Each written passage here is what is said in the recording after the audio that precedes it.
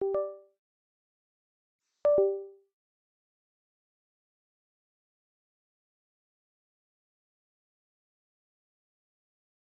Hello सबको, स्वागत है आपका हमारी आज की नई वीडियो में। इस वीडियो में हम बात करेंगे मराठा एम्पायर के बारे में। सब कुछ बताऊंगा, पूरा बताऊंगा जो आपके एग्जाम के लिए ज़रूरी है, इसलिए वीडियो को लास्ट तक देखना। हम डेली एक वीडियो अपलोड करते हैं, चैनल को सब्सक्राइब कर दीजिए और वीडियो को लाइक कर दीजिए। हम डेली आपके लिए फ्री में एक वीडियो लाते हैं। तो चलिए शुरू करते हैं बिना आपका टाइम वेस्ट किए। जो मराठा एम्पायर है, इसको जो है फाउंड किया था, वो किया था छत्रपति शिवाजी महाराज ने 1674 में। और इसमें जो छत्रपति छत्रपति है, इसका मतलब जो है वो किंग है, यानी कि जो रूलर है, ये उसके लिए यूज किया जाता है। और जो मराठास हैं, ये उठे थे डेक्कन प्लेट्यू से। और डेक्कन प्लेट्यू से उठ के इन्होंने चैलेंज किया था मुगल्स को और डेक्कन सल्तनत्स को। और मुगल्स जो है उस समय की, जो हम कह सकते हैं इंडियन कॉन्टिनेंट की सेंट्रल सबसे ताकतवर और पावरफुल जो है वो सल्तनत, हम कह सकते हैं एम्पायर था। और जो मराठास हैं, इन्होंने जो है गुरिल्ला वॉरफेयर, जिसको हिंदी में कहा जाता है गानमी कावा, इसमें ये मास्टर थे। और इनकी जो गुरिल्ला वॉरफेयर है, बहुत ही ज़्यादा ब्यूटीफुल और बेस्ट थी। और इनकी नेवल फोर्स जो है, यानी कि पानी वाली फोर्स, वो भी बहुत ज़्यादा बेस्ट थी। और इनके हिल फोर्ट्स, यानी कि पहाड़ों पे किलेबंदी करनी, वो भी इनकी बहुत ही ज़्यादा डिफरेंट थी। अगर आपको गुरिल्ला वॉरफेयर का मतलब नहीं पता, तो मैं आपको बता दूं, गुरिल्ला वॉरफेयर वो होता है, अगर आपके सामने एक बहुत ही बड़ी जो है एक सेना है और आपके पास आदमी कम है उनके साथ, यानी कि आप सीधे जो है जंग के मैदान में आप आमने सामने उनसे नहीं लड़ सकते, तो एक टैक्टिक्स यूज किए जाते हैं। यानी कि अगर आपके पास कम आदमी है, तो इसलिए आपके पास एक एडवांटेज होती है कि आप जल्दी से मूव कर सकते हैं। अगर आपके पास बड़ी आर्मी होगी, तो उसको एक जगह से दूसरी जगह ले जाना जो है बहुत ही ज़्यादा मुश्किल होता है। और मराठा के पास कम आदमी होते थे, इसलिए वो आते थे, इनके ऊपर हमला करके फिर वापस से कहीं जाके छुप जाते थे। अब हम आते हैं रूलर्स पे और उनकी कॉन्ट्रीब्यूशंस पे। तो चलिए शुरू करते हैं। तो सबसे पहले और सबसे इम्पोर्टेंट जो रूलर हैं, वो हैं छत्रपति शिवाजी महाराज, जो हैं जो मराठा एम्पायर के फाउंडर हैं। इनकी जो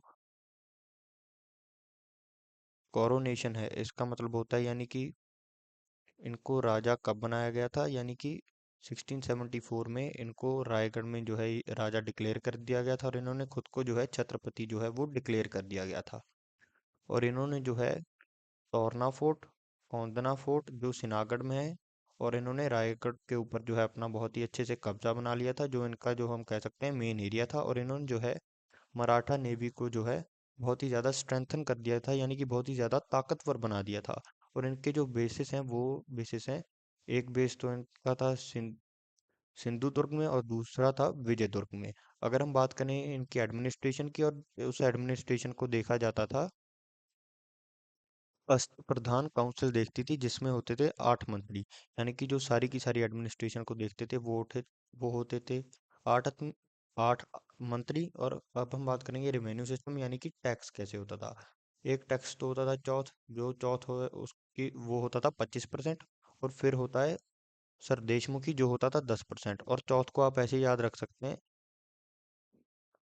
जैसे कि टोटल जो है परसेंटेज में वो होती है 100%। और इसका जो चौथा हिस्सा है, वो होता है 25, यानी कि 25%। इसलिए आप चौथ को ऐसे याद रखिए कि चौथ इसको इसलिए कहा जाता था क्योंकि ये 25% होता था।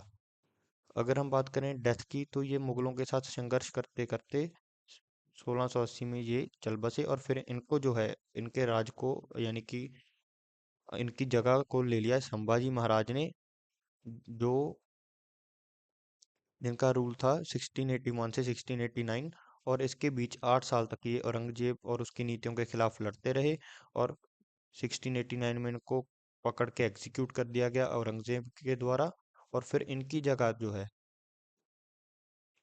राजा राम महाराज और ताराभाई आए, ये हस्बैंड वाइफ थे। और इन्होंने जो है औरंगजेब के खिलाफ जो अपनी जंग है उसको जो है शुरू रखा। पर इन्होंने कुछ चीज़ें चेंज की, जैसे कि राजा राम ने जो है कैपिटल जो है वो उसको गिंजी फोर्ट जो तमिलनाडु में है उसमें शिफ्ट कर दिया। और इसकी डेथ के बाद जो है ताराबाई ने जो है मराठास को लीड किया औरंगजेब के खिलाफ। पर औरंगजेब जो है वो 1707 में मर गया। और इसके बाद जो है मुगल एम्पायर जो है वो डिक्लाइन होता चला गया। और फिर जो है शाहू महाराज, याद रखिए ताराबाई अब तक लीड कर रही थी, पर जो शाहू महाराज है, जो शाहू महाराज है, इसको जो है इसके औरंगजेब के जो सक्सेसर थे, यानी कि औरंगजेब के बाद जो राज करने वाला मुगल था वो था बहादुर शाह वन। इसने जो है शाहू महाराज को जेल से रिलीज कर दिया, और इसने जो है ताराबाई को जो है मराठा सिविल वॉर में हरा दिया। और फिर इसके बाद जो है इन्होंने जो है बालाजी विश्वनाथ को जो है पहला पेशवा डिक्लेयर कर दिया गया। और इसके बाद जो है पेशवा एरा शुरू होता है, और पेशवा का मतलब होता है प्राइम मिनिस्टर। याद रखिएगा, पेशवा कहा जाता है मेन जो सबसे सुप्रीम मिनिस्टर, जो प्राइम मिनिस्टर होता है पेशवा उसको कहा जाता है। याद रखिएगा, पेशवा का मतलब होता है प्राइम मिनिस्टर। तो जो पहले पेशवा थे वो थे बालाजी विश्वनाथ, जिन्होंने जो है मराठा इन्फ्लुएंस को और भी ज्यादा स्ट्रेंथन कर दिया। फिर इनके बाद आते हैं बाजीराव वन, जिन्होंने जो है मराठा पावर को दक्कन से लेके दिल्ली के एरियाज तक एक्सपेंड कर दिया गया था। और इन्होंने जो है पालखेड़ा की जो जंग है, हैदराबाद के निजाम उनके खिलाफ भी वो जीत ली थी। और इन्होंने जो है शाहीनवार वाड़ा जो पुणे है वहां पे एक पेशवा रेजिडेंस जो है वो भी बहुत अच्छा बिल्ड किया। और बालाजी बाजीराव, जिनको नाना साहब के नाम से भी जाना जाता है, ये जो है पीक समय था मराठा एक्सपेंशन का। पर इसके बाद जो है इनकी जो हार हुई थी तीसरा पानीपत का युद्ध जो हुआ था अहमद शाह अब्दाली के साथ, उसमें जो है इनको हार झेलनी पड़ी। और इसके बाद ही जो है 1761 में एक तरह का हम कह सकते हैं छोटा सा डिक्लाइन जो है वो बिगिन होता है, क्योंकि जो मराठास थे वो 5 हिस्सों में जो है वो डिवाइड किए गए थे, यानी कि डिवाइड हो गए थे। वो 5 हिस्से कौन से थे? पेशवा, होलकर, सिंधियास, गायकवाड्स और भोंसलेस। और इनके जो एरियाज थे वो थे, पेशवास का एरिया था पुणे, होलकर का एरिया था इंदौर, यश का एरिया था ग्वालियर, गायकवाड़ का एरिया था बड़ौदा, और भोंसलेस का जो एरिया था वो था नागपुर और सतारा। और इनमें जो है माधवाराव वन ने जो है मराठा मराठा स्ट्रेंथ को पानीपत की हार के बाद दोबारा से रिवाइव किया। और उस स्ट्रेंथ को रिवाइव करने में महादजी सिंधिया और नाना फडणवीस का जो है बहुत बड़ा जो है इम्पोर्टेंट रोल था। पर इसके बाद जो है 1775 में जंगें शुरू होती हैं मराठास की ब्रिटिशर के साथ, जिनको नाम दिया गया है एंग्लो मराठा वॉर्स। और ये 3 जंगें हुई थी, जिसमें पहली जंग जो थी जिसको कहा जाता है फर्स्ट एंग्लो मराठा वॉर, जिसमें जो है मराठा जो जीते थे। और फिर हुई सेकेंड मराठा एंग्लो वॉर, जिसमें जो है मराठास ने अपनी जो की टेरिटरीज है वो ब्रिटिशर्स के हाथों उनको देनी पड़ी, यानी कि वो उसमें अपनी मेन मेन हिस्से जो है उनको हार गए थे। और फिर जो तीसरी एंग्लो मराठा वॉर हुई उसमें जो है मराठास जो है उन्होंने कंप्लीटली जो है वो ब्रिटिशर से हार गए, और पेशवाजी बाजीराव सेकंड जो थे उनको जो है एग्जाइल कर दिया गया, यानी कि देश निकाला दे दिया गया, और उनको भेज दिया बिठूर, जिसको आज हम कानपुर के नाम से जानते हैं। और ब्रिटिश ने जो है सारे का सारा मराठास का जो एरिया था उसको जो है अपने अंडर ले लिया था। अब हम बात करेंगे एडमिनिस्ट्रेशन मराठास की और उनकी मिलिट्री के बारे में। तो जो एडमिनिस्ट्रेशन है उसमें जो सबसे मेन होता है जिसको छत्रपति, मैं आपको ये पहले भी बता चुका हूँ, पेशवा का मतलब भी बता चुका हूँ, तो चलिए फिर से एक बार बता देता हूँ। तो अगर हम बात करें छत्रपति की, छत्रपति का मतलब होता है किंग, यानी कि सुप्रीम रूलर। और पेशवा का मतलब होता है प्राइम मिनिस्टर, जो 18th सेंचुरी के समय इन्होंने बहुत ज़्यादा इन्फ्लुएंस गेन कर ली थी। और इनका जो सिस्टम होता था एडमिनिस्ट्रेशन का, जिसको देखते थे जिसको कहा जाता अष्टा प्रधान, यानी कि 8 मंत्री। इनके लिए भी मैं आपके पास कीवर्ड्स लाया हूँ। पहले मैं रेवेन्यू समझा दूं आपको।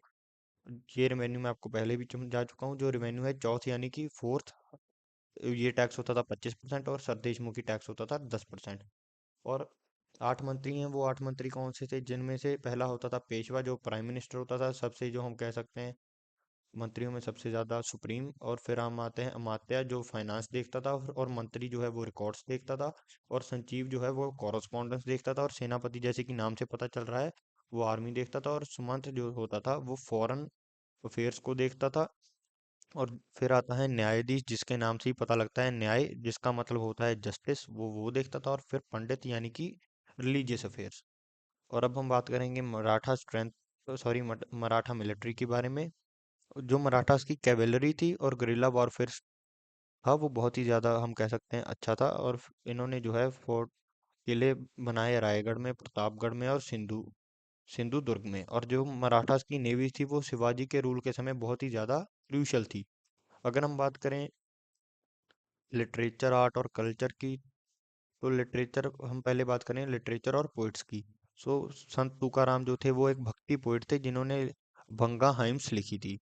ये इंपॉर्टेंट है, चारों के चारों आपने इनको याद रखना है। फिर आते हैं समर्थ रामदास, जो शिवाजी के मेंटर थे और जिन्होंने दशबोध लिखा था, ये भी एक इम्पोर्टेंट स्क्रिप्चर है। और फिर आते हैं संत एकनाथ, जिन्होंने भावार्थ रामायण लिखी थी। और फिर आते हैं मोरोपंत, ये एक जो है बहुत ही ज़्यादा फेमस आर्या पोइट्री है, पोइट्री के लिए फेमस हैं।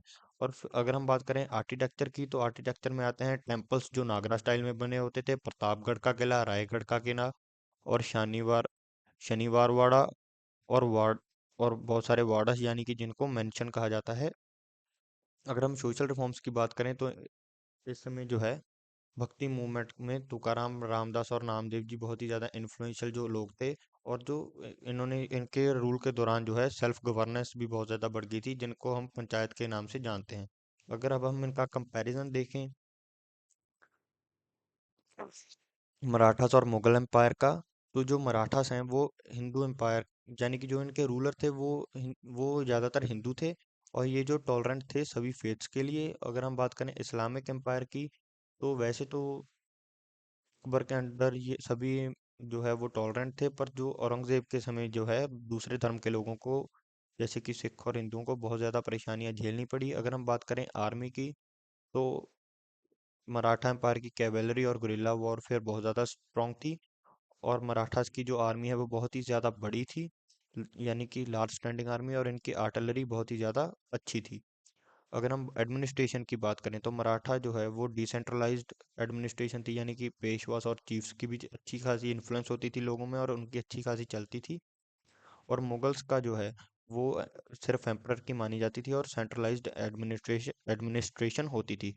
अगर हम टैक्सेशन की बात करें, तो चौथ जो है वो 25% टैक्स लगाया जाता था, और सरदेश मुखी जो है वो 10% टैक्स होता था। और मुगल एम्पायर में जो है लैंड रेवेन्यू सिस्टम यानी कि जब्त सिस्टम ही होता था। अगर मराठा एम्पायर की हार की, यानी कि हम डाउनफॉल की बात करें, तो ब्रिटिश एम्पायर ने मराठा एम्पायर को 1857 में जो है हरा दिया। अगर हम बात करें औरंगजेब की, तो मुगल एम्पायर का जो हम कह सकते हैं डिक्लाइन, औरंगजेब की मौत 1707 के साथ ही शुरू हो गया था, क्योंकि इसके बाद जो रूलर्स आए वो बहुत ही ज़्यादा हम कह सकते हैं वीक थे, और उनकी कोई खास इन्फ्लुएंस नहीं थी, ना ही उन्होंने इतिहास में कुछ ऐसा खास बड़ा किया। और जो 1857 की क्रांति थी, उसमें जो बहादुर शाह जफर सेकंड थे, उन्होंने भी कुछ खास बड़ा रोल नहीं प्ले किया था, क्योंकि उस समय उनकी उम्र भी बहुत ज़्यादा थी, और उनके पास कुछ पावर नहीं थी, ना ही कुछ इतना खास पैसा था।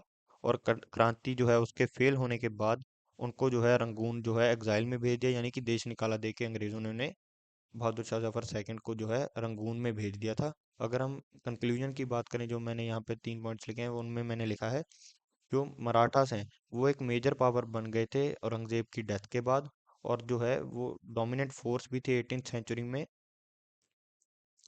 इंडियन सब कॉन्टिनेंट में।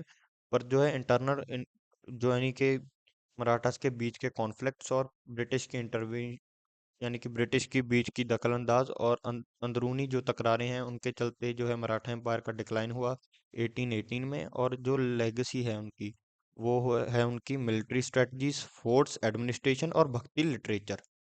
और अगर आपने भक्ति और सूफी मूवमेंट के बारे में आपको नहीं पता, आप हमारे चैनल पे जाके जो है एंशियंट इंडिया में वो वीडियो देख सकते हैं, भक्ति और सूफी मूवमेंट। वो भी आपके एग्जाम के लिए बहुत ही ज़्यादा इंपॉर्टेंट है। अगर आप वीडियो को यहाँ तक देख रहे हैं तो थैंक यू। वीडियो को लाइक कर दीजिए और चैनल को सब्सक्राइब कर दीजिए और अपने दोस्तों के साथ शेयर कर दीजिए। Thank you.